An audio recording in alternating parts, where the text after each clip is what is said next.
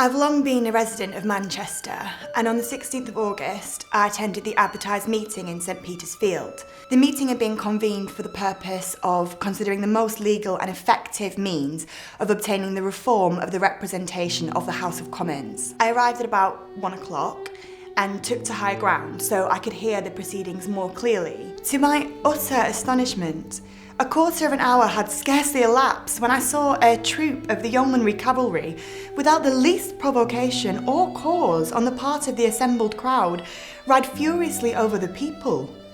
They were cutting and slashing with their sabres right and left, men, women and children.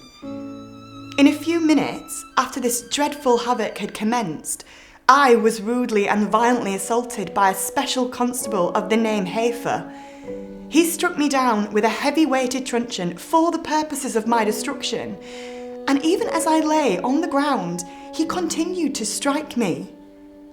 Hafer then forcibly wrenched out of my hand a pocket handkerchief, with which I was wiping the blood from my forehead, and made the most dreadful oath before putting the handkerchief in his own pocket. He has not returned it. In a state of utmost exhaustion, I then attempted to make my escape from the horrid carnage that was presented on every side.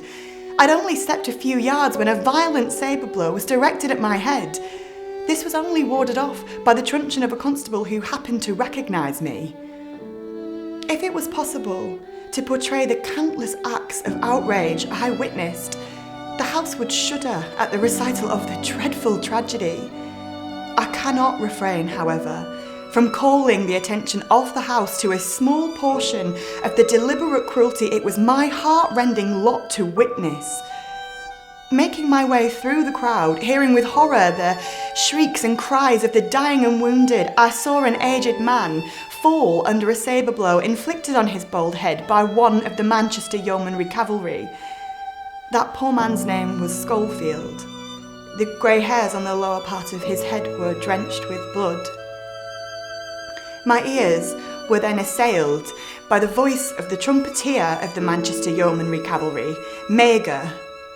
With the most horrid oaths, he was ordering two men belonging to the same troop to cut away. With difficulty, I made my way home from this scene of slaughter, and I was so injured that I could not leave my room for more than a fortnight. I humbly pray that the House will institute a solemn inquiry into these transactions, for only this can calm the feelings of an injured and abused people.